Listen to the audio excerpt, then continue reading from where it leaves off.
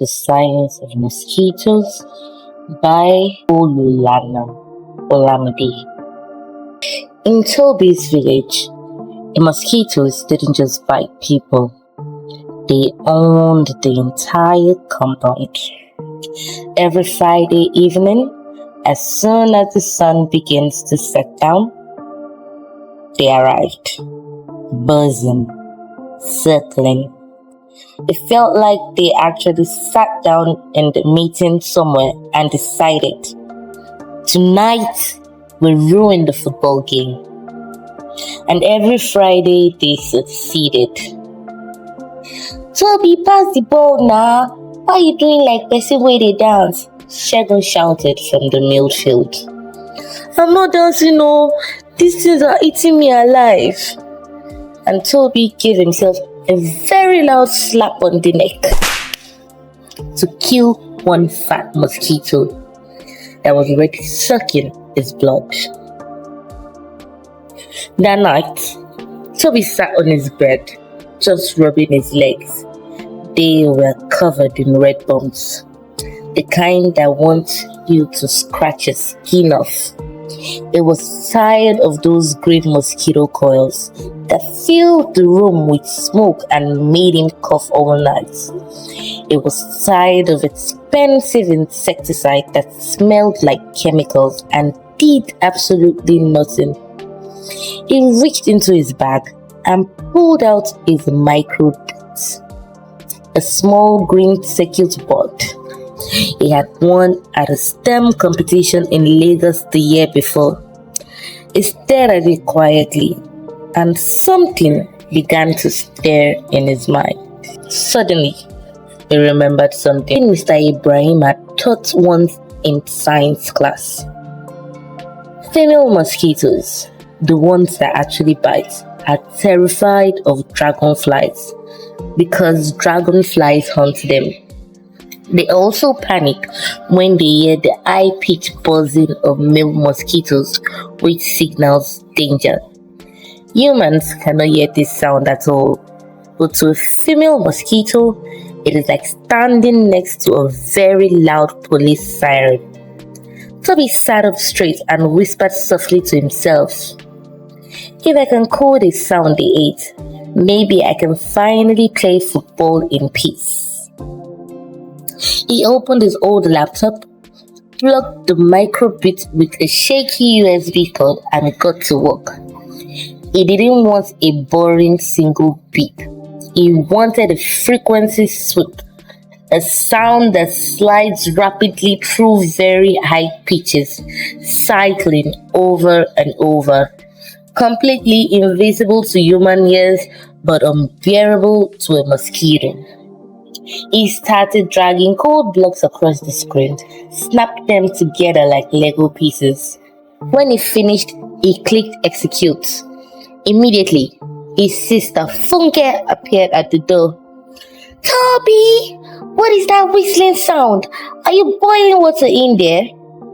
Toby frowned. If Funke could hear it, the frequency was too low.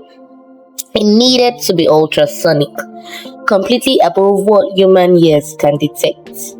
He went back into the code, pushed the numbers much higher, and clicked execute again. This time, Funke walked past straight his door without saying a single word. Toby smiled. The mosquitoes were not going to enjoy this at all. But then came the real wahala. Toby needed a device to work on the football field. He needed it to be portable. He found an old 9-volt battery in the kitchen drawer and tried to wire it up. As soon as the red and black wires touched, a tiny puff of blue smoke. "Chai, I have fried the connector."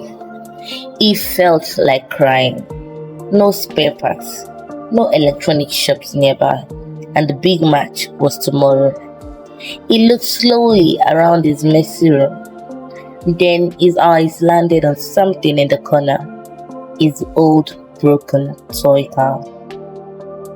He grabbed a screwdriver and started removing the toy car's screw fast, his fingers shaking. This was his innovation twist.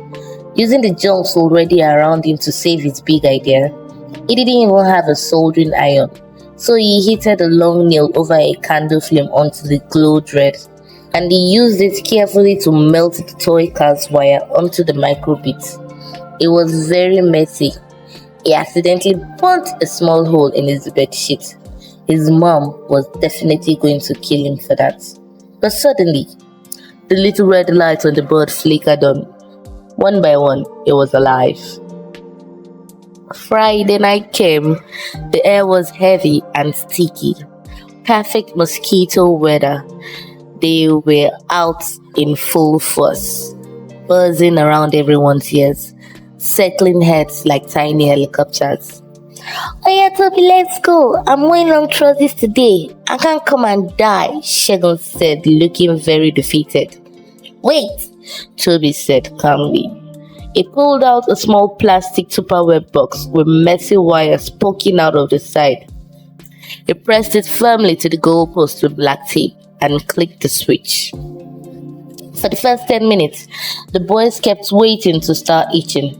Shegun even flinked when a big mosquito circled his ear, but then something strange happened. The mosquitoes didn't land. It did a sharp U-turn mid-air, like it had hit an invisible wall and zoomed away into the bush. "Abeg, did you see that?" Shegun whispered, his eyes wide. Within minutes, the boys were playing like superstars. No slapping, no scratching, no crazy dancing, just the beautiful swag of the ball hitting the net. Even the referee, who usually spent the whole match slapping his own bald head to kill flies, looked confused but very, very happy. After the game, all the neighborhood kids crowded around the goalpost. "Toby, what kind of magic is this?" "It's not magical," Toby said, swiping sweat from his face. He could feel the small burn on his finger from the heated nail, but he didn't care one bit. "It's a frequency sip, and that is why we beat them 5-1. As they walked home under the quiet night sky, Toby realized they had a brand new problem. Every mother on the streets was calling him, asking for a Toby box for their parlor. His auntie wanted one, the provision store owner wanted one, and even the referee wanted one. Toby wasn't just a footballer anymore. He was now the neighborhood's chief engineer. That night, for the very first time in a long time, Toby was completely silent.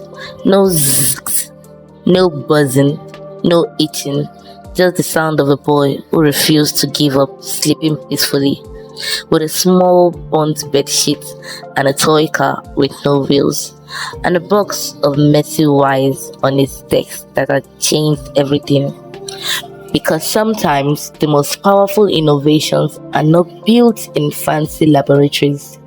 They are built by curious hands, a brave mind, and the stubborn belief that there has to be a better way. Somewhere inside you is a problem you keep noticing. Don't ignore it. That problem might just be the beginning of something the world is still waiting for.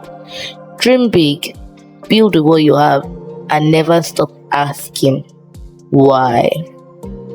If you enjoyed this story, make sure you click on the like, subscribe, and share with fellow tech enthusiasts. Until next time, bye.